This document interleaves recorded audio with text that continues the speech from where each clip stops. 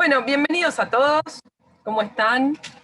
Como siempre somos Flavia Sorsi y Lucas Sosa, desde Casa Lepage Art Hotel, este hermoso edificio en la fría ciudad de Buenos Aires, en pleno casco histórico, este lugar tan bello que estuvieron recorriendo con el video resumen de recién y que vamos a estar festejando a lo largo de todo este mes, que además es tan especial para nosotros todos los argentinos, que es el mes en el que se conmemora, se festeja nuestra independencia. Estamos muy contentos y orgullosos de estar entre los edificios que se consideran representativos de buenas prácticas de intervenciones en inmuebles de valor patrimonial. En el capítulo 4 de la guía de buenas prácticas del Gobierno de Buenos Aires lo pueden encontrar. Es esta guía online que pretende dar algunas pautas para que nuestro patrimonio se conserve de la mejor manera y ver que esto no necesariamente es en desmedro de los proyectos económicos que le dan vida a nuestro casco histórico, sobre todo Flavia, el turismo. Sí. me puse muy contento cuando vi esto en el grupo porque, bueno, parte de esto de las guías, de las buenas prácticas, se estuvo charlando mucho con el equipo nuestro de trabajo de patrimonio y fue un largo trabajo, así que, bueno, la verdad que me da una alegría bárbara que esto se haya podido concretar y se pueda cuidar un poco más el patrimonio de la ciudad. Es una muy buena noticia, la verdad que sí, y bueno, como toda guía, como toda serie de pautas, esperamos que se cumplan, ¿no? Como Esperemos siempre, que sí. la, la idea está, el conocimiento está, están en muchísima gente. Bueno, esperemos que esto sea un pasito más hacia la conservación de nuestro patrimonio que nos convoca cada jueves y que convoca a tanta gente en su trabajo y en su goce. Casa Lepage, como ustedes ya seguramente saben, es un edificio con una larguísima historia que está en este lugar, está en esta guía, justamente por cómo ha sido recuperada su historia y su patrimonio arqueológico mientras se producía su puesta en valor, ¿no? Para su funcionamiento como hotel y complejo turístico. Es un edificio que data de fines del siglo XIX, pero que tiene una historia, se emplaza en un predio con una historia mucho más larga, que pudimos reconstruir gracias a las excavaciones que desarrollamos, mientras se restauraba, mientras se ponía en valor el solar, el edificio. Es así que llegamos a dar con objetos, y no solamente objetos, porque en realidad lo que más nos interesan no son los objetos en sí, sino los contextos, ¿no? Contextos de principios del siglo XVII, tan antiguos como eso, prácticamente tan antiguos como nuestra ciudad, al menos si consideramos nuestra segunda fundación. Ahora, ya abrigaditos, vamos a empezar con el tema de hoy. Eso sí, quería aclarar que de mi parte esto es un homenaje al frío que estamos pasando en las escuelas. Es un aplauso simbólico para todos los alumnos y docentes y auxiliares y todas las personas que estamos yendo a trabajar todos los días con las aulas hiperventiladas, ¿no? Cumpliendo con todos los protocolos y muriéndonos literalmente de frío. Así que varios de los consejos y prácticas que vamos a estar repasando hoy, que se desarrollaron a lo largo de la historia, los vamos a estar poniendo en práctica ahora, porque la verdad que la situación que estamos atravesando nos pone en un puente muy directo con lo que se vivía en 1918, por el frío y por otras razones. Pero antes vamos a empezar con una nevada más reciente. Y les vamos a preguntar a ustedes, en este momento tan significativo, tan lindo, tan histórico de la última nevada, la del 2007, ¿dónde estabas? ¿Qué estabas haciendo? ¿Dónde te encontró? Con Lucas ya estuvimos compartiendo nuestras Pero si quiere experiencias. les puedo contar un poquito. Yo ese fin de semana me había ido otra travesía en kayak y el 9 de julio arrancamos a remar muy temprano, como a las 8 o 9 de la mañana, cruzamos el Paraná y hacía mucho frío, y llegamos al club al mediodía, cuando ya recién apenas estaban empezando a caer una pequeña aguanieve. Bueno, cuando yo llegué a mi casa ya estaba nevando, pero por muy poquito no nos agarró la nieve en el río, pero hacía mucho frío. Habíamos pasado la noche en carpa, mucho frío, la verdad. Hubiera sido genial que nos agarre remando, pero bueno, no fue así. Esa es mi anécdota personal con la nevada. En mi caso, estaba, como era 9 de julio, estaba festejando y disfrutando del feriado, nada más y nada menos que en el casco histórico de San Isidro. Así que la verdad que me tocó una postal Lindo de la lugar. catedral, una belleza, una belleza. Bueno, acá en el chat dice María Gaña que estaban en la casa, en Cava, saliendo a la calle y al jardín, los chicos. María dice que estaba en el barrio Caballito y Flores, y Ricardo dice que en casa de mis padres en San Isidro. Saqué a pasear a los pobres perritos que no sabían qué pasaba. Y Alicia dice que estaba en la parroquia de San Benito Abad. Qué Bueno, bueno.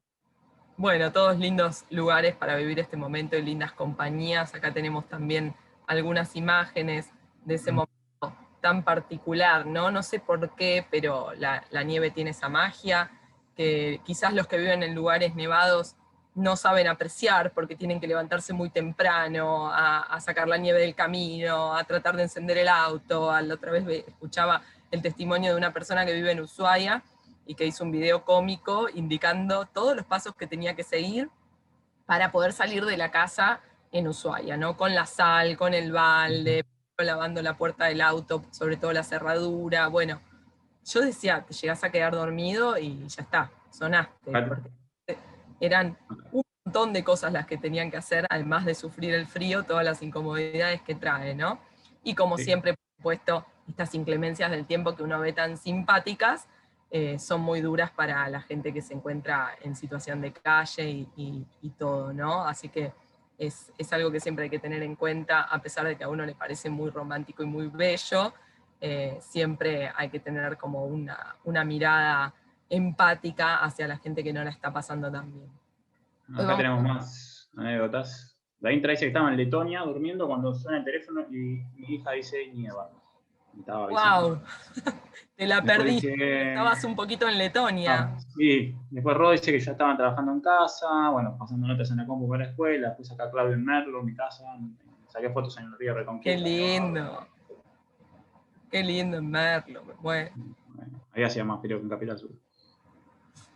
Bueno, vamos a estar hablando el día de hoy de cómo combatían nuestros porteños de antaño, de las enfermedades que trae aparejado el invierno y otras cuestiones, y cómo cuidarse de ellas. Vamos a estar hablando un poquito, pero tratando de meterle humor, de la pandemia de la gripe española de 1918 y 1919. Y vamos a estar, por supuesto, culminando este encuentro con la nevada histórica de 1918 y sus repercusiones, no solamente en los medios, sino en general. Vamos a empezar, como solemos hacer, con una mirada hacia lo más antiguo que conocemos. Y la verdad que los datos que tenemos sobre la cultura material del invierno, la cultura material relacionada con el frío en Buenos Aires, datan del siglo XVIII. Y los tenemos, por ejemplo, compilados en esta obra que tanto citamos, Vida cotidiana en el Virreinato, de Porro, Astiz y Rospide, donde se mencionan un montón de objetos relacionados con la protección hacia el frío, ¿no? Hablan de los braseros de tradición española, de los que nos va a hablar también Lucas un poquito más adelante. Hablan de sus muchos materiales, ¿no? Todos estos metales, hierro, azófar, latón, bronce y otros materiales sin especificar. Se habla de que algunos son de mano y que proceden de Chile y de Sevilla. Y miren qué dato simpático, que el virrey Loreto, por mandar a limpiar su brasero y un calentador asociado a este brasero, pagó 14 pesetas. Hablan también de los calentadores para cama, en ese caso de hojalata, y de un montón de textiles, colchas y frazadas y un montón de otros nombres que recibía esta ropa de cama con la que se abrigaban a la noche. Piensen que las calefacciones en las casas, por supuesto que no existían, ¿no? Y si existían, se trataba nada más de un pequeño fogón puesto en algún lugar de la casa, en general en la cocina, porque se cocinaba con fogón, o braseros, con todos los peligros que traían aparejados, y las Y, incomodidades. Colchas y imaginémonos también que ¿Mm? las ventanas no tenían muchas ventanas no tenían vidrio. Claro, no, debía ser Pasaba el viento directo y el frío directo. Y la y humedad, ni bueno, hablar porque muchos y la ropa que mencionan la usaban no era humedad que muy había cómoda también. para dormir, ¿no? Que no era la ropa más cómoda del mundo para dormir y debían dormir con todo puesto, ¿no? Por supuesto que los que más dinero tenían podían acceder a las mejores de todos estos enseres para cuidarse del frío, y los que menos tenían, no tanto, ¿no? Como sucede al día de hoy y como lamentamos como siempre. Bueno, Lucas, Sí, datos de viajeros. un viajero describiendo el clima de Buenos Aires, allá por el 1820, por ahí más o menos. Él describe, digamos, el clima de cómo era Buenos Aires, ¿no? Y él dice que el invierno es benigno, pero no escasean los días de penetrante frío en los meses de junio, julio y agosto. Por las mañanas puede verse un poco de hielo, pero nunca nieva. Tenemos aquí las gélidas lloviznas y las nieblas del mes de noviembre en Inglaterra, pero sin sus ventajas, Estas circunstancias, unidas al contraste que produce el calor estival, hacen que los ingleses sientan el frío más intensamente que en Inglaterra. Y se refugien junto a sus estufas, pues estos lujos no les faltan. Y hasta hay criollos que siguen el ejemplo. Otra forma de afrontar el frío, al salir a la calle, es envolverse en el chal cuando se trata de una señora, o en la capa si es un caballero.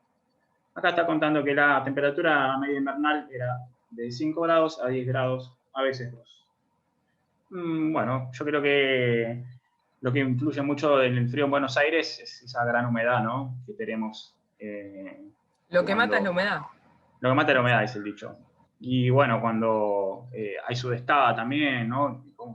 En esta pintura, la puse a modo de ejemplo, cuando hay sudestada el frío es muy intenso. El viento sur hace bajar la temperatura mucho más, como en el caso de estos días que están pasando ahora, que está soplando viento del sur y la sensación térmica es más baja, digamos, de lo normal, ¿no? Imagínense en esa época que la ciudad no existía, no había el calor que tenemos hoy dentro de la ciudad, que habría un Iba el poco calentamiento más, global.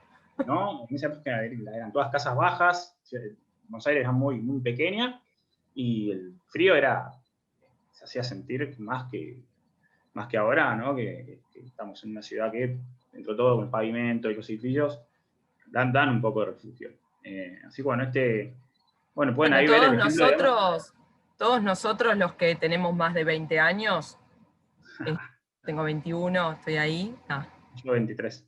Todos nosotros solemos hacer esa comparación y recordar, por ejemplo, en mi caso, yo antes de salir al colegio tenía que salir con la pava y echarle al parabrisas del auto, ¿no? Cuando ahora... Sí, yo me acuerdo de la gimnasia también. El campo de la gimnasia era todo escarchado, lleno de hielo, un frío bárbaro, ¿no? Y acá, bueno, por ejemplo, el inglés está mencionando algunos objetos, digamos, como las estufas, ¿no? Pero no todo el mundo tenía acceso a esta manera de calefaccionar los hogares. Solamente la elite o los viajeros que tenían dinero podían acceder a esta manera de calefaccionarse, digamos, de darse calor. Otro viajero que habla, que dice, bueno, hacía muy poquito que había llegado a Buenos Aires, cuenta un poco la previa al desembarco, que se había mojado, etc. Y este es Campbell Scarlett, que narra en sus crónicas sobre el clima. Bueno, después de todas estas peripecias, él dice, ahora estoy sentado junto a un fuego confortable, al cual encuentro compañero esencial aquí. A principios de octubre, imagínense, ya estábamos a principios de octubre y estaba haciendo frío. El primer mes de la primavera en el hemisferio sur. Se ve que fue un invierno, una primavera media fresca, porque se está hablando de principios de octubre y todavía está al lado del fuego, significa que estaba bastante fresco. Y después, él mismo en otra ocasión dice, el frío era tan cortante que me fue grato refugiarme junto al fuego, en casa de mi amigo Mr. Gore. Pero, luego de calentarme bien, salí nuevamente con el capitán H, en busca de apartamentos en el Hotel Smith, donde conseguimos acomodarnos. Imagínense, venía de Brasil, mire lo que les cuento ahora. Después del calor de Río, el cambio de clima me resulta perfectamente encantador. Se calcula que la estación es ahora más fría que de costumbre. Venía de un veranito, allá en Río, llegó a Buenos Aires, y bueno, se encontró con la humedad de Buenos Aires, el fresco, y bueno, tenía que estar ahí en algún lugar calentito, agregándose. Y bueno, habla, digamos, de que hacía más frío que de costumbre en esa época. Y bueno, Flavia, no sé si seguramente lo sabrás, pero viste la pequeña edad de hielo, que fuese esos siglos que el frío, digamos, ocasionó bastantes estragos sobre el mundo, fue más o menos hasta finales del siglo XIX, por ahí, que influyó en la temperatura, digamos, promedio, ¿no? Que fue bastante fresco. Sí, y en 1956 también hubo una ola de frío histórica que azotó Europa, que fue muy tajante, ¿no? Y que duró bastante. Exactamente. Por Bueno, además suerte, de las estufas. Sí, Flavia. no, digo que por suerte existían estas cosas de las que nos vas a hablar vos, y Ah, que sí. tienen cierta relación con lo que estuvimos hablando algunas semanas atrás a propósito del mobiliario y del estrado y todos estos muebles derivados de la tradición morisca que tenían que ver con estar en el suelo, ¿no? Estos braceritos Sí. en el suelo. Estos braseros que se pueden ver en el Museo de Arte Hispanoamericano y en otros lugares, son, bueno, los instrumentos que se usaban para... En la Larreta hay uno muy En lindo. la Reta también, ahí se ven varios modelos de estos braseros, que eran, digamos, un instrumento para trasladar el calor, digamos. Porque al no tener una estufa fija o un radiador como tenemos hoy, ni calefacción central, etcétera, el brasero era el medio, digamos, para calentar el hogar o llevarlo a determinados lugares de la casa. Podemos ver acá tenemos el ejemplo de un brasero colonial, miren, o sea, también, digamos, se ve bastante lujoso, ¿no? Había braseros que eran más comunes y otros que eran un poco más lujosos según la economía, digamos, de la clase, digamos, que podía adquirir este tipo de objetos, ¿no? No, simple, tenía forma de plato, como pueden ver acá, y se echaban las brasas directamente sobre ese plato hondo de bronce y ahí ardían. Hasta que, calculo que a la madrugada o a la mañana ya se apagaba el fuego y el calor de la habitación se iría. Bueno, acá podemos ver un brasero colonial que está en los museos de acá de Buenos Aires. Y, O como algún siempre, sirviente lo mantendría vivo, ¿no? probablemente capaz que entraría a la madrugada a echar más carbón para que no se apague, porque si no se van a congelar. Y bueno, acá otra vez otro viajero describiendo el uso del brasero. En este caso, Gillespie Alexander. Dice, pues no había chimeneas y se utilizaba el fuego solamente con frío extremo. O sea, frío como ahora. Capaz que se hacían 15 grados, ni siquiera lo prendían. Y se taparían y nada más. Dice, trayéndose al cuarto en un brasero. Dice, que se coloca cerca de los pies. Guarda con la frazada que no se te caiga cerca del brasero porque se te prendía fuego a la cama. Ahí sí vas a estar abrigado. Y entonces ningún extranjero deja de sufrir jaqueca por los vapores del carbón. Esto dice Alexander Fitz. Pensemos el humo del carbón desparramándose adentro de la habitación, que sería bastante incómodo, ¿no? Capaz que una vez que se iban a dormir ya no lo sentían, pero en el momento de estar despierto o estar en la habitación haciendo algo, el aire estaba viciado de humo del carbón que se iba consumiendo, y bueno, debe haber sido bastante molesto. Pero peor es pasar frío en esos fríos extremos que habría habla. que tener todo abierto además, ¿no? Para no... Sí, yo calculo que no sé cuánto calentaría uno de estos braseros, porque si tenía que tener un tipo de ventilación, una ventana abierta, el frío seguramente se colaba. Pero bueno, imagínense esos techos altos, las casas grandes, y la humedad que penetraba por todos lados, porque los mismos viajeros hablan de las habitaciones húmedas. Bueno, era una manera de contrarrestar, aunque sea ese frío, de alguna manera. Lo ponían cerquita de los pies, como dice acá Alexander, para darse un poco de calor. Calculo que capaz usaban otra cosa que podía y dormirían muy abrigados.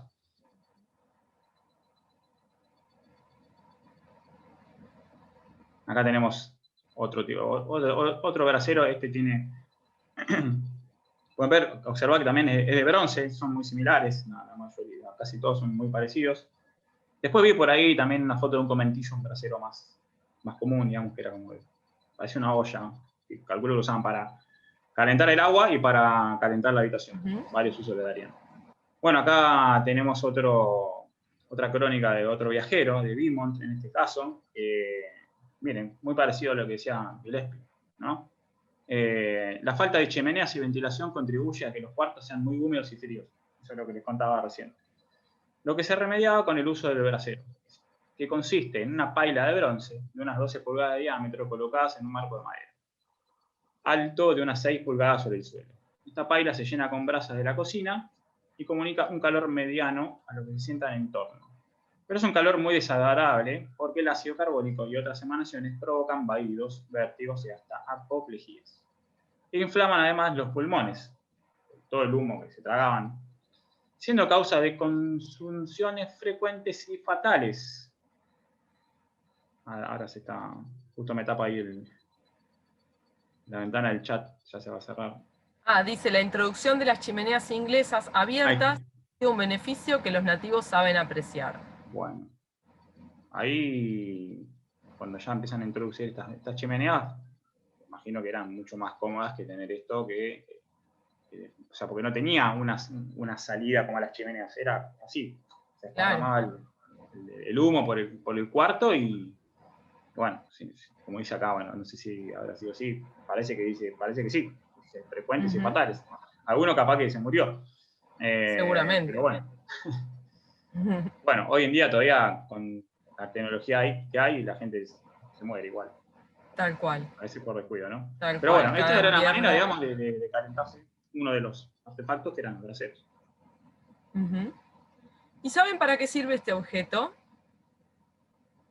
Que este viajero amoroso, tan apurado, está haciendo manipular a su amada.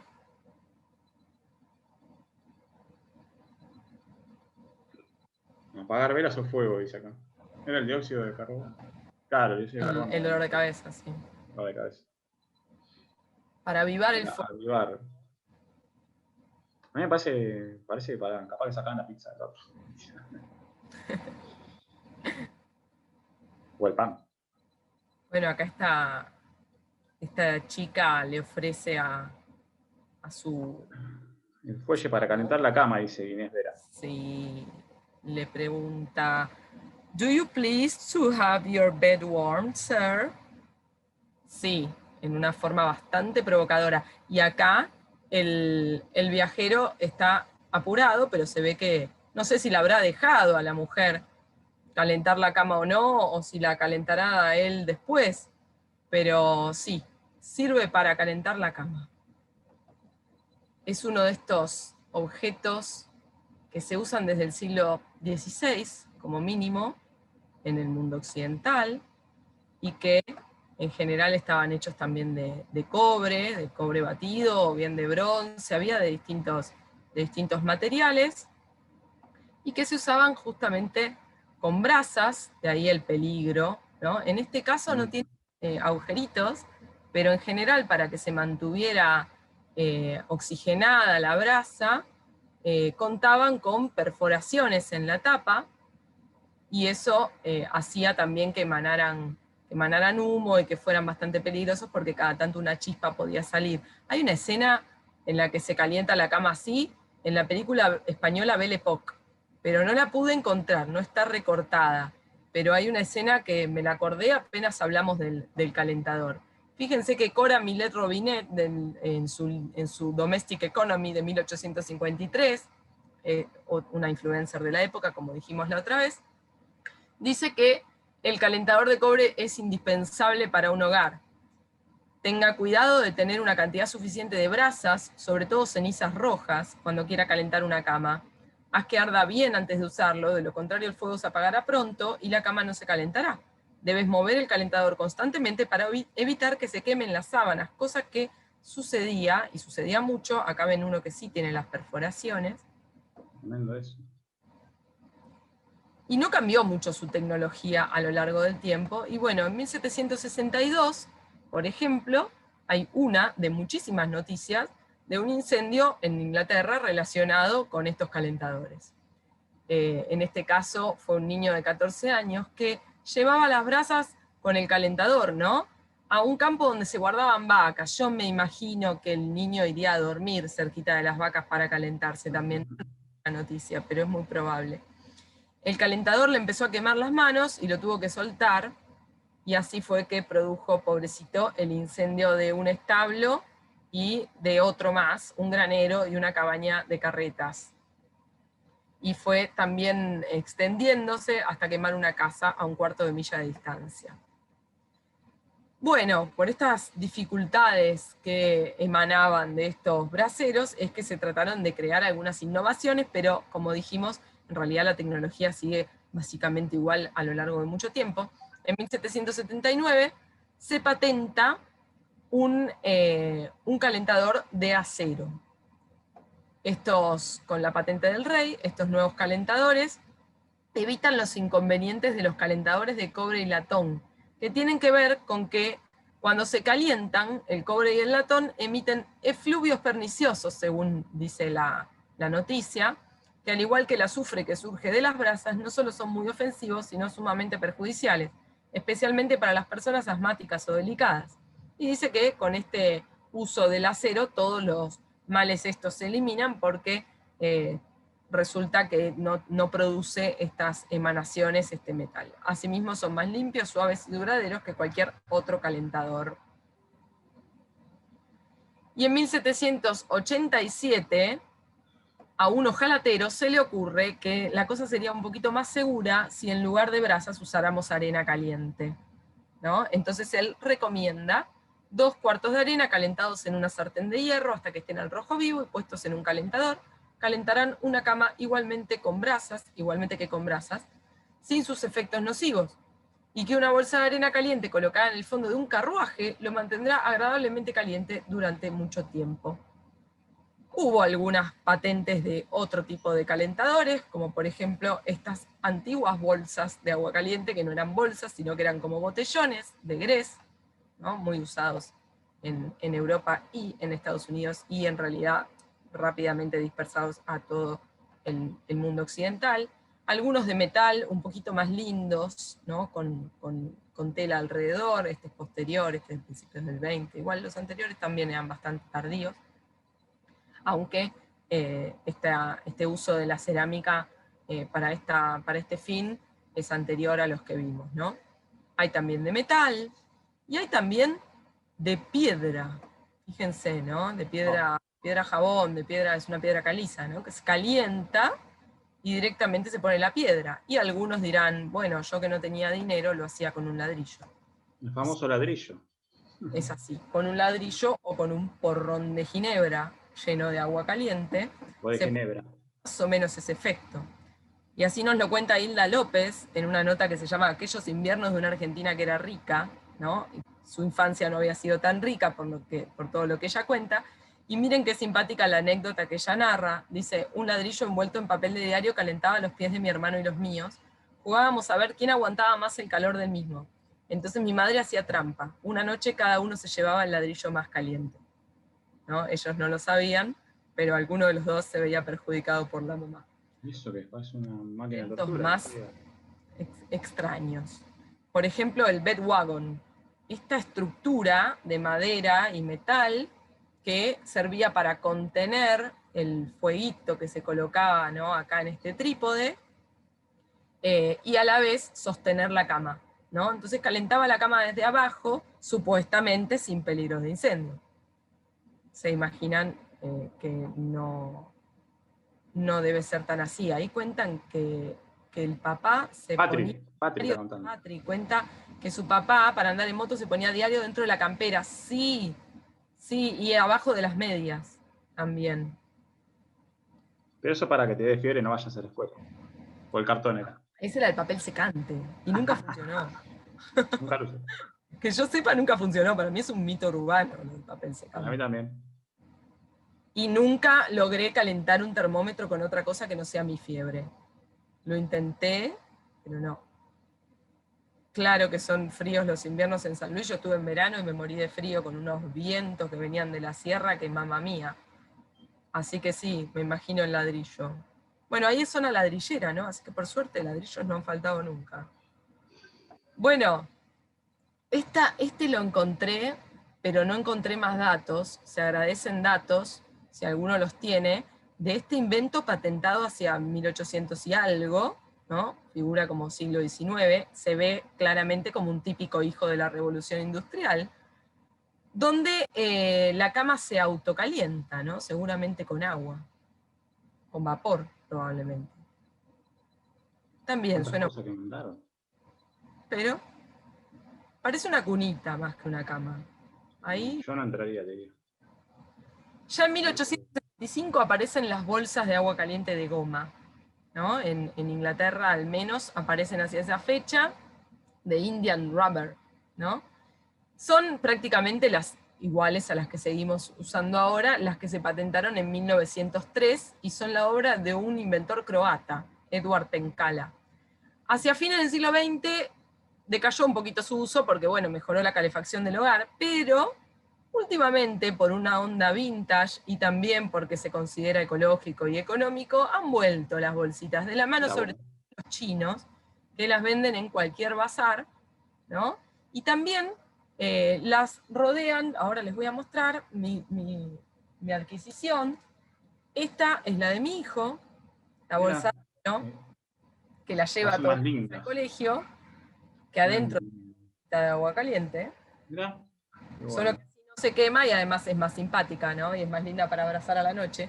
Y él me dio hoy, la estrené, la bolsa vaca, la vaquita de agua caliente, para que la lleve a mis clases. Así que hoy todos mis alumnos estaban sorprendidos de mi regresión cuando me les aparecí con un peluche en la mano y lo estuve usando durante toda la clase.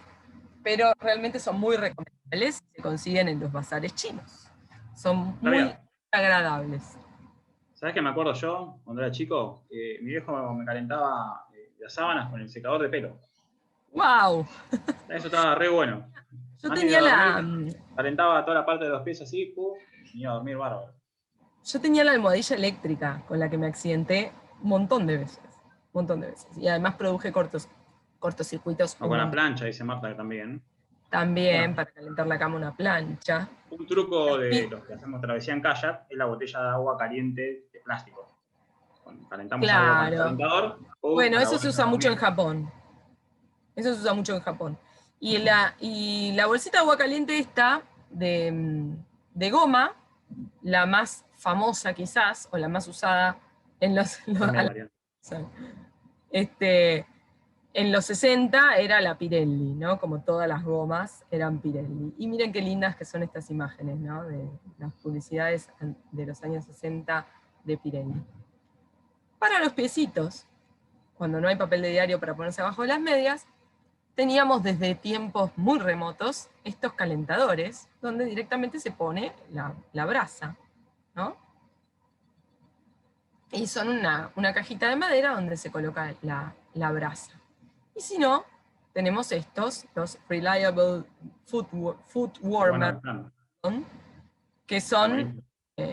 el que tengo yo, este que está acá. El mío está sin tapita, por eso no lo puedo usar. Pero el mío es de Gatti Chávez. Es hecho para Gatti Chávez, aunque hecho en Inglaterra. Una reliquia. Son divinos porque uno los llena de agua, ¿no? Y tienen como sección triangular, ¿no? Entonces los usas también para apoyar los piecitos.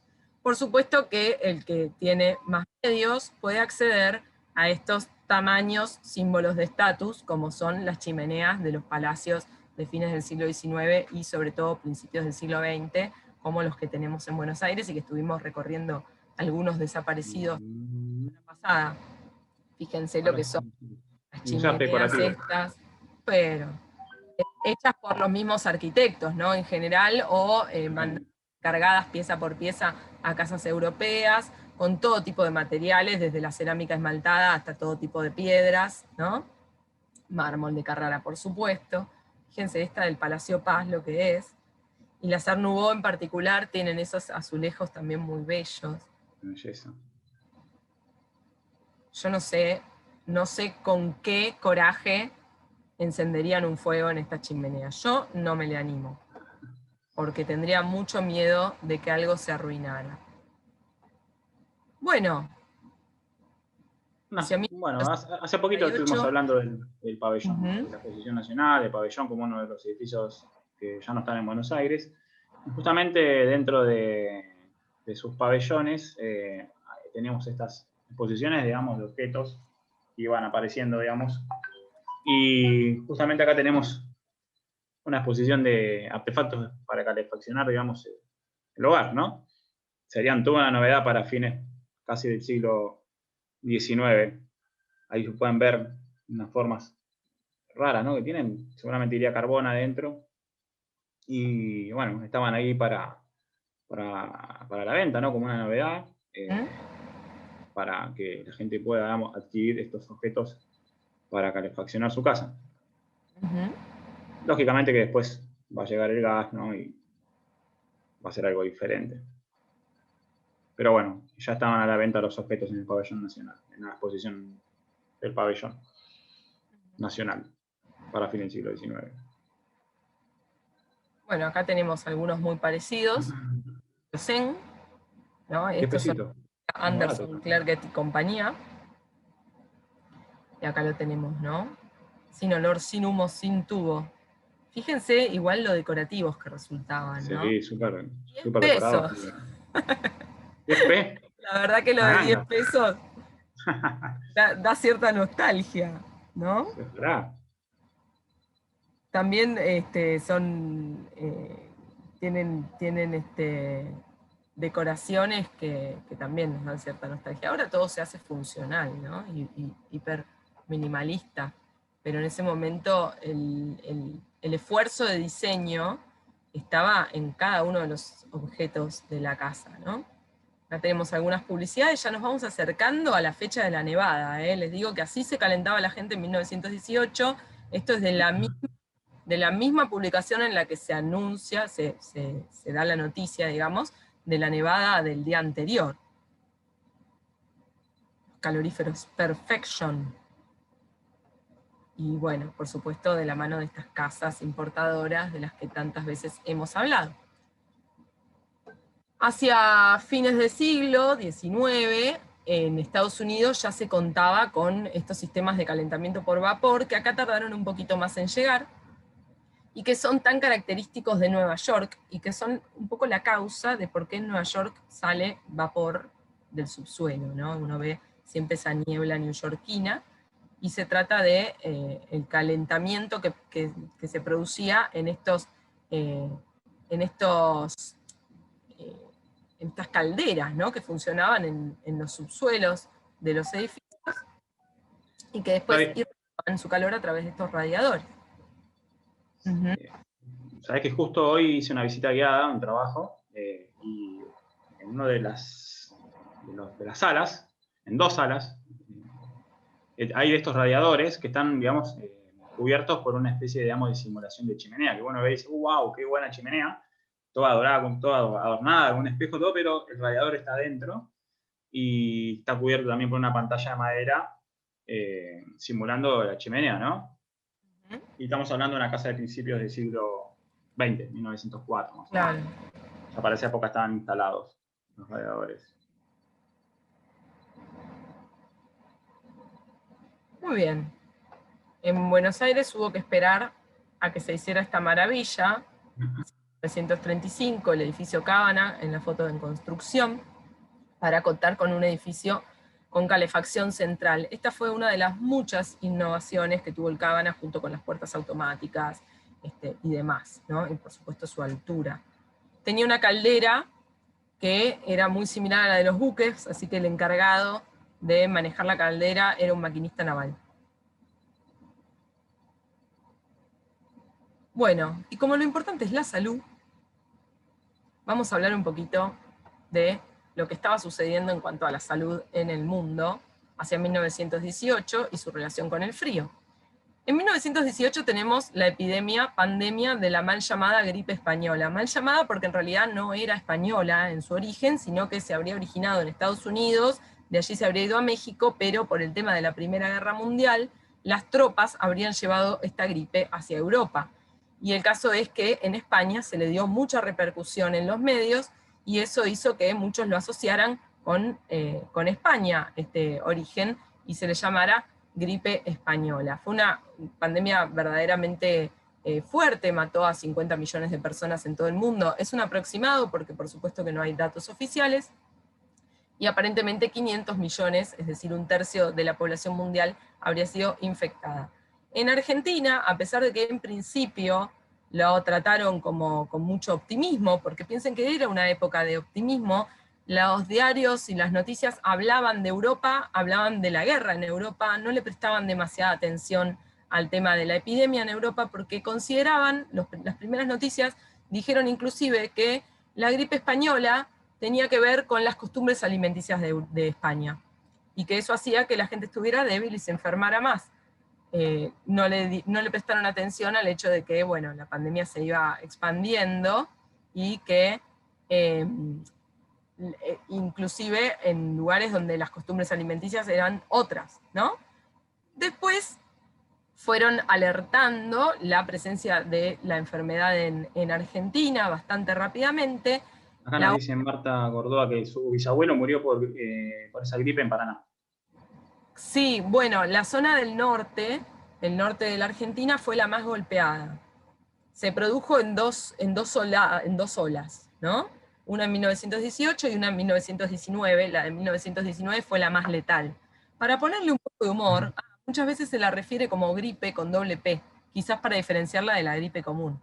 Para ponerle un poco de humor, les mostramos esta tapa de Caras y Caretas de 1918, donde muestran cómo uno tendría que ir pertrechado para defenderse de la gripe. Fíjense que tiene un termómetro incorporado, dice perdón, no le estreche la mano, dice papel matamoscas, hábleme a distancia, tiene un sahumador inclusive, ¿no? Para fumigar, para ir fumigando a su paso, tiene un ventilador en los zapatos, tiene un salvahumedades, tiene acá también una para airear tiene una especie de salida de aire, ¿no?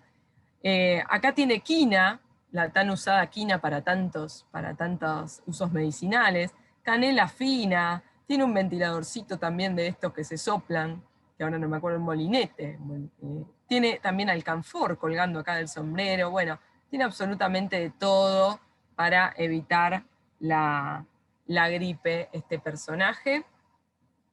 Resulta que, bueno, se tomaron muchas medidas que tienen mucho que ver con lo que se tomó en esta pandemia, porque se reconoció bastante rápidamente que la ventilación de los espacios favorecía, o digamos, permitía que no se propagara tan rápidamente el virus en espacios cerrados. Y es por eso también que los radiadores suelen estar en los edificios antiguos, suelen estar ubicados debajo de las ventanas, ¿no? Porque estaban hechos para poder calefaccionar ambientes que tenían que sí o sí tener las ventanas abiertas. Bueno, se buscó en Buenos Aires cortar la cadena de contagios, prohibiendo la entrada a los cementerios, cerrando tempranos los cafés, los bares, las confiterías, los hoteles, los restaurantes, más o menos lo que vemos ahora. Se pasaron clases inclusive y espectáculos públicos al aire libre, se ordenó la desinfección de templos, de cualquier culto, se cerraron las escuelas públicas y privadas, y se ordenó que quedaran en cuarentena todos los que llegaran de Europa en la isla Martín García. Se decretaron inspecciones a las fábricas, a los talleres, y por supuesto se cerraron las salas de espectáculos. Estoy queriendo, a ver.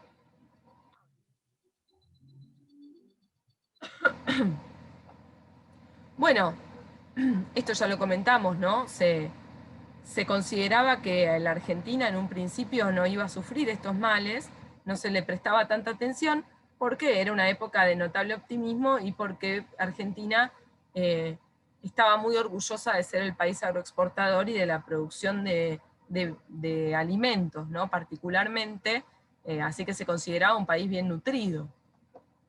Por supuesto que hubo un montón de asociaciones indebidas entre la inmigración y el flujo de esta epidemia, siempre vinculadas con el racismo, ¿no? Muchas veces lo sufrió mucho el caso de México, la gripe española. Parecen como unos ratones, parece, con eso. Sí, parecen ratoncitos. Es un barbijo, hoy no estaría permitido, ¿no? Hoy no estaría permitido este barbijo porque no tapa la pera. Bueno, fíjense que la cosa se puso grave muy rápidamente, porque entre 1917 y 1918 La mortalidad por gripe se multiplicó por 7, y entre 1918 y 1919 se multiplicó de nuevo por 5. Para ponerle el toque de humor, está el vermú argentino Glauda, por suerte, y sus notas cómicas, ¿no? Acá, por ejemplo, tenemos una donde dice: ¿se muda usted, don Aniceto? No, señor, es que he colocado todos estos trastos detrás de la puerta para que no entre la gripe. La gripe con doble P. Hasta el pájaro puso ahí. De todo. Por supuesto que la gripe fue utilizada por propios y ajenos para vender más, ¿no? En el caso de fíjense, de la farmacia franco-inglesa, Nobleza Obliga, miren la nota que le dedicó a sus clientes. En estos últimos 15 días, el número excesivo de enfermos de influenza nos ha traído una enorme demanda de medicamentos por nuestros clientes de la capital y del interior. Hemos hecho los mayores esfuerzos para atender todos los pedidos, pero la enfermedad de un número crecido de nuestros empleados y el enorme recargo de trabajo habido no nos ha permitido atenderlos con la solicitud que acostumbramos. Hemos hecho lo humanamente posible para cumplir con cada uno nuestros deberes profesionales con toda escrupulosidad y honradez, como es norma de nuestra conducta. Si por las causas indicadas algunos de nuestros clientes no han sido atendidos como acostumbramos, pedímosle disculpas. Hemos puesto toda nuestra buena voluntad en hacerlo. Bueno, se escribían, y leía a la gente antes. Fíjense que esto es sencillamente el anuncio de una farmacia. Ahora, a veces, todo esto se resume en un emoji, o en un cartelito que diga: disculpe las molestias. 1.000.000 de medicamentos, por supuesto, relacionados también con la gripe con doble P. Pero miren cómo se agarró de la gripe para vender más, este ungüento, no sé cómo se usaría, tónico, es un tónico. Groa, que era para resolver el tema de la caída de cabello luego de la gripe. Ya anticipaban que si tuviste gripe se te iba a caer el pelo, y esto era para evitar eso. Por supuesto tenemos pastillas con estos hermosos envases que curan contra todo, en este caso contra la ronquera y la tos, cualquiera sea su origen, y preserva las vías respiratorias, ¿no? Que en época de gripe es altamente deseable, por supuesto siempre protegiendo al único productor, ¿no? Y fíjense también que hacia 1918 las noticias que venían de Europa tenían sobre todo que ver con la guerra, ¿no? Se veía la guerra en Europa casi como hoy vemos una serie en Netflix, con noticias muy, muy detalladas de cada frente, y las publicidades también se hicieron eco de... no sé por qué dejé de compartir. Se hicieron eco de la guerra.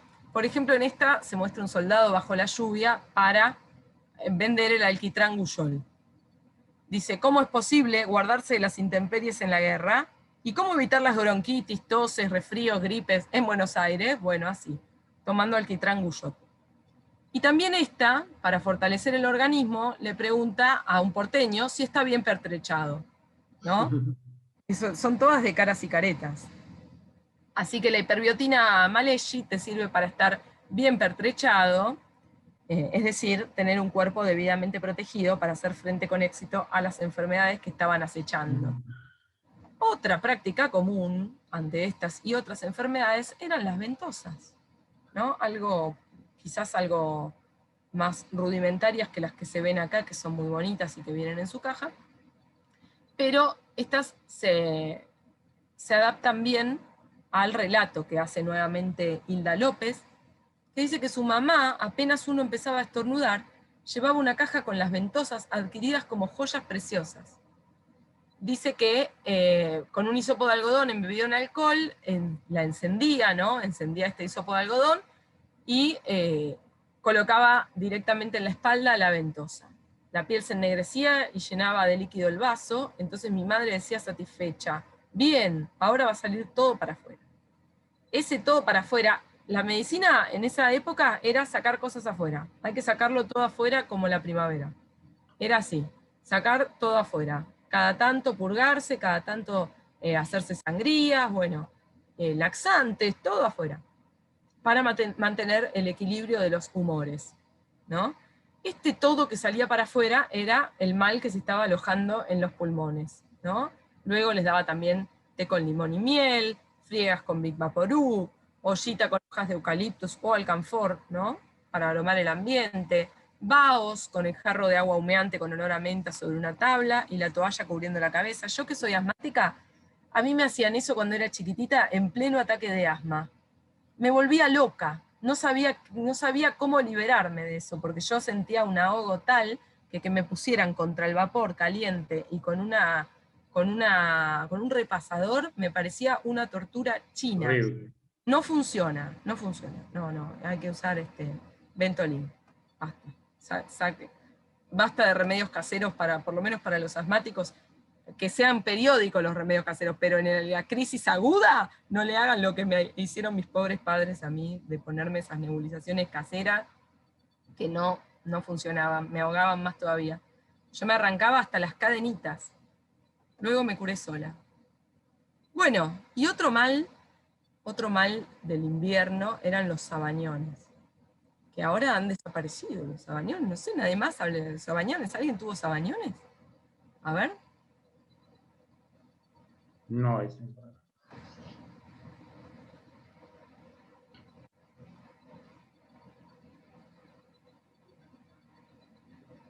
No, mis amigas sí. Mis amigas de unos años más, mira. Bueno, era una dolencia muy común. Ahí, a ver, hay una visitante. Mi mamá tenía ventosas de distintas medidas para chicos y grandes. Tengo 73 años y sabañones de chica. Sabañones de chico un montón. Hace 20 años, hace poquito los sabañones, hace 20 años. Bueno, había distintos bálsamos para los sabañones, por ejemplo el bálsamo oriental, todo lo que fuera oriental era bien visto, sobre todo en lo que tenía que ver con la salud, para curar esta dolencia tan relacionada al frío. Hace 30 años. En las manos, sí, en las manos y en los pies, ¿no? Los lugares más comunes donde aparecían los sabañones. Bueno, vamos a abrigarnos porque se viene la ola. Nena, abrigate en estas casas, en Muro y Compañía, abrigate en la Imperial, abrigate con esto, son divinos estos abrigos de 1918, ya vemos cómo las faldas se van haciendo un poquito pegadas al cuerpo, ¿no? No tenemos esos miriñaques y todas esas cosas incómodas que se usaban hasta el siglo XIX. Por supuesto, igual siempre sombreros, guantes, y los sobre todo para los caballeros, o los que ustedes ven a la izquierda. Acá tenemos otras confecciones, no se puede ser más bonitas. Por supuesto, en esa época no teníamos el tema del ecologismo, así que había pieles por todos lados, y también ellas símbolo de estatus durante mucho tiempo, ¿no? Acá tenemos Gatti Chávez y Tienda San Juan vendiendo abrigos de todo tipo, y también tenían sus especialistas peleteros y sus peleterías. Y acá tenemos, por ejemplo, en la publicidad de Philips, de la lamparita, a una chica vestida realmente para la ocasión de hoy, incluso con el bisón colgando ahí del cuello, ¿no? Hoy impensada una publicidad que use pieles, sin aclarar que no son sintéticas. Sí, la verdad que muy, muy elegante. Ahí están contando cosas muy interesantes en el chat. Unas cajitas metálicas calientes que se ponían en el bolsillo para evitar los sabañones. La de pastillitas que puede usar. La de las pastillas, ¿cuáles son? Las las pastillas Villiquen que venían en esas latitas tan lindas. Se pueden llegar a calentar y poner en los bolsillos. Bueno, se viene el solemne adagio del invierno, un día viernes 21 de junio de 1918, que no dio señales. Se presentó algo nublado, hubo vientos fuertes, eso sí, con una mínima de 5 grados y 2 milímetros de lluvia. La verdad que bastante similar a lo que sucedió la semana pasada. Pero al día siguiente ocurrió lo que ningún meteorólogo se imaginaba, y la Plaza de Mayo terminó así, ¿no? Cayeron unos entre 8 y 10 centímetros de nieve, tardó como 2 días en derretirse la nieve, estuvo nevando entre la medianoche y las 3 de la tarde. Qué lindo, qué paisaje. Un espectáculo que todo el mundo empezó a asociar con Europa. Como todo en ese momento, con Europa, fue como el sueño del pibe ver a Buenos Aires nevada, porque si Buenos Aires se quería parecer a las capitales europeas, esto era lo más cerca que podía llegar. Y así lo dice La Nación, ¿no? Una nieve verdadera, no una aguanieve porquería, ¿no? Una nieve auténtica, una nieve europea, ¿no? Y también la época dice, se explica nuestra sorpresa ante una nevasca digna de un cuento de Tolstoy. Pero, por supuesto, no todo fue diversión, hay gente que quiso patinar sobre hielo y no atendía. Habría algún Lupitas ahí patinando, queriendo Sí, divertirse. habrá habido también algún accidente en los ojos, ¿no? Me imagino con esas bolas de nieve. Una bola de nieve. Nuevamente la nota cómica de Muglauda, que también hace referencia a este deseo de compararse con Inglaterra, con Europa, porque el pulpero dice, nuestras industrias han llegado a un grado tal de perfección que no tienen nada que envidiar a las extranjeras. Nosotros tenemos productos nacionales muy superiores a los de Europa. ¿Cuáles? La nevada, por ejemplo. Ya la vieron superior a la europea. Bueno, la gente jugó en todos lados, hizo bustos por todos lados, en el Rosedal, en las vías del ferrocarril, bueno, en la Plaza Congreso. Y caras y caretas al día siguiente, o a la semana siguiente en este caso, hasta dedica un piropo al tema de la nieve, y dice, de nieve hicieron un busto. Se acercó usted, señorita, y se derritió de gusto al verla a usted tan bonita. Pero este busto, que tan famoso se hizo, y que estaba también en la imagen anterior, no es un inocente busto relacionado con los piropos, ni sencillamente con el arte, sino que es el busto de Alem, ¿no? Porque la verdad que había un fervor por parte de los cívicos, de la Unión Cívica Radical, por haber llegado al gobierno hacía poco, ¿no? Y luego de 20 años de intentar hacerlo, y el día anterior, además, se había producido la reforma universitaria. Es decir, que no tardaron en salir a festejar haciendo estos bustos, que seguramente es un artista el que está haciendo este busto, ¿no? Porque a nadie le sale así un Sí. Alem en nieve, sino está formado para eso, ¿no? Tenemos también algunas fotos que hemos recogido de distintas fuentes. Acá, por ejemplo, una foto familiar en Colegiales. Acá tenemos, coloreada por supuesto, la Catedral de La Plata, en construcción aún, ¿no? En construcción. En construcción, aprovechamos que hoy es el Día del Arquitecto, para ser Saludos a todos. hacedores de maravillas que tanto admiramos cada jueves, y en particular a la arquitecta Ana María Carrio, muchas felicitaciones. Y si no me equivoco, ayer fue el del historiador, así que también aprovechamos para saludar a los historiadores, que también nos llenan de material para todos y cada uno de nuestros encuentros, y además siempre problematizando puntos tan válidos, ¿no? Acá en el Museo de la Plata, donde también hicieron otro busto. ¿Quién será? ¿Quién será? El abominable hombre. Viajero. El abominable hombre de las nieves. Me llama la atención la ausencia de mujeres en las fotos, ¿no? No hay muchas mujeres. Acá, bueno, porque es una patota brava, ¿no? Acá están todos los mujeres. Pero acá tampoco, ¿no? Esta puede llegar a ser una mujer, ¿no? Llama la atención. Acá, esta quizás es una niña, no estoy segura. Acá no hay ni una. Pero bueno, deben ser los trabajadores del museo, ¿no? Que tampoco había tantas mujeres.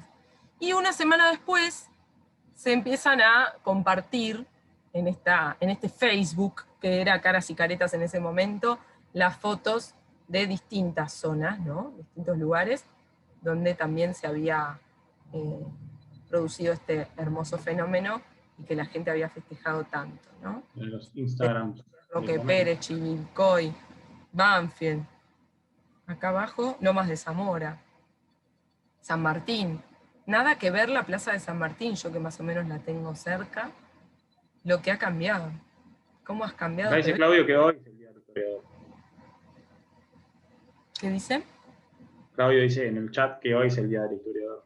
Ah, hoy es el Día del Historiador. Bueno, y también del arquitecto argentino.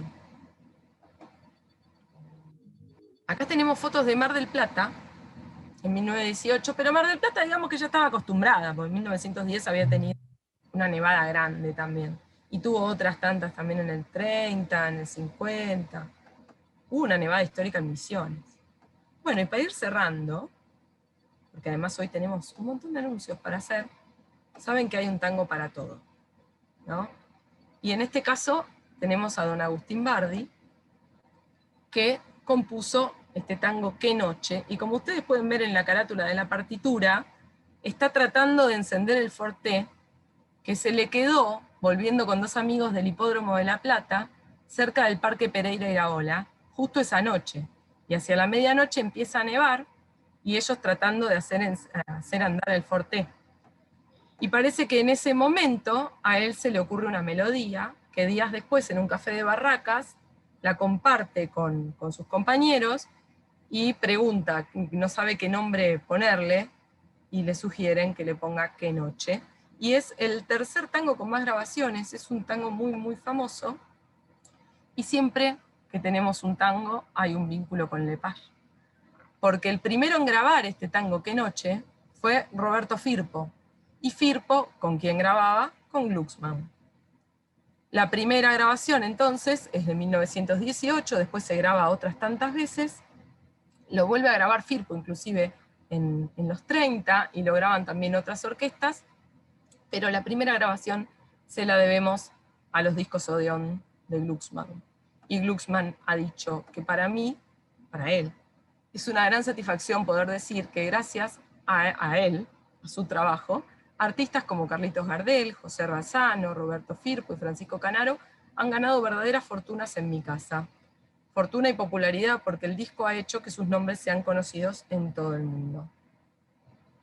Vamos a escuchar, para despedirnos, mientras vemos fotos de la nevada histórica, a la orquesta típica Juan D'Arienzo, interpretando el tango Qué Noche de don Agustín Bardi en 1937. Díganme si lo oyen.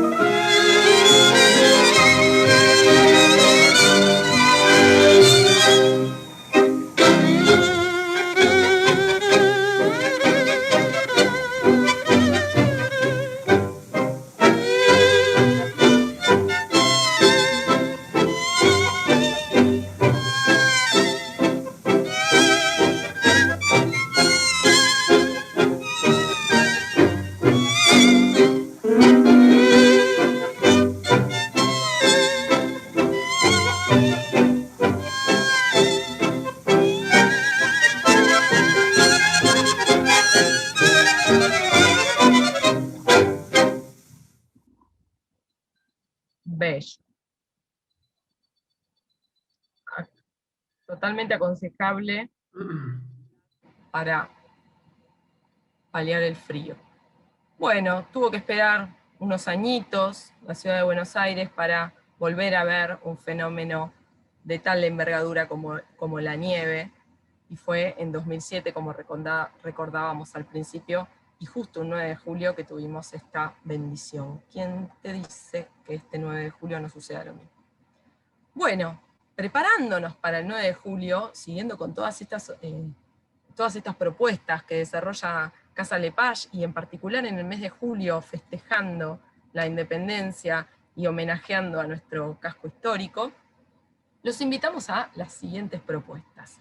El miércoles 7 de julio, con Ana María Cabrera, que ya nos ha sorprendido con otras charlas a propósito de estas mujeres de la historia a las que les da voz a través de sus novelas, vamos a tener a Mamantula, la vida de la mujer que fundó la espiritualidad en la Argentina, un personaje tan relevante, ¿no? Ella de origen noble, que funda la Casa de Ejercicios Espirituales, donde tantos de nuestros prohombres fueron a formarse, y que allí recibieron también educación en algunos aspectos que no eran tan accesibles, ¿no? En ese momento, inclusive documentos que no podrían haber conocido de otra manera, de no ser por esta obra de Mamantula.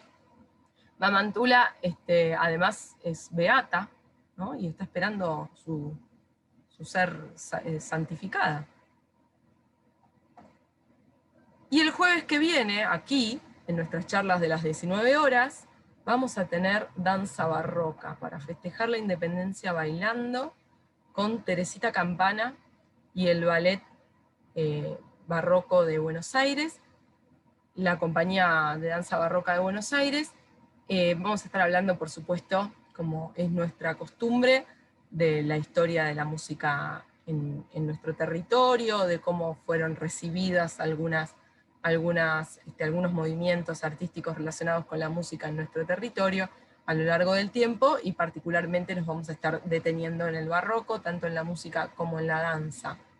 Así que los invitamos, vengan con ganas de ver algo muy distinto, porque Teresita realmente es una especialista. Ella ha estudiado un códice virreinal relacionado con la danza, y es coreógrafa además, es docente del Colón, bueno, y ha encontrado esta pasión por el barroco que se la ha sabido transmitir también a sus alumnos jovencísimos, con los que bailan en la compañía de danza barroca. Y además, insistimos, no dejen de visitar el casco histórico, no hay nada que se los impida. El encanto del casco histórico que está al alcance de la mano, y más todavía si lo viven desde adentro en Casa Lepage Art Hotel, con todas sus propuestas de estadías y paseos que pueden conocer en nuestras redes, como siempre. Bueno, para recomendarles algunas lecturas, o por lo menos comentarles algunas en las cuales nos hemos basado para hoy, les recomiendo el texto de Adrián Carbonetti, disponible online, Historia de una epidemia olvidada, la pandemia de gripe española en la Argentina. La nota de Hilda López sobre las costumbres de su familia en invierno en una Argentina que era rica, pero que a ella no la había beneficiado demasiado de esa riqueza. La nota a propósito del tango Qué Noche, como siempre en todotango.com. Y nada más. ¿No me pongo el gorro? Darles nuestras redes de contacto. Ahí Lucas se abriga. Lucas, Termina la visita y me voy a patinar por los... ¿te vas a patinar? Sí. Vas a irte a remar. Me voy a patinar y a disfrutar un poco del frío por la ciudad, que de noche es hermosa. Bueno, muchísimas gracias a todos, gracias también por los mensajes que fueron dejando en el chat, novedades y demás las pueden recibir siguiéndonos en las redes, ahí estoy contestando un poquito al chat, y recuerden que además de en Facebook, todas las visitas anteriores, y esta inclusive, están disponibles en el canal de YouTube Casa Lepage. Hasta la próxima, buen fin de semana. Hasta el jueves, buen fin de semana. Gracias, hasta el jueves, nos bailamos todo el jueves.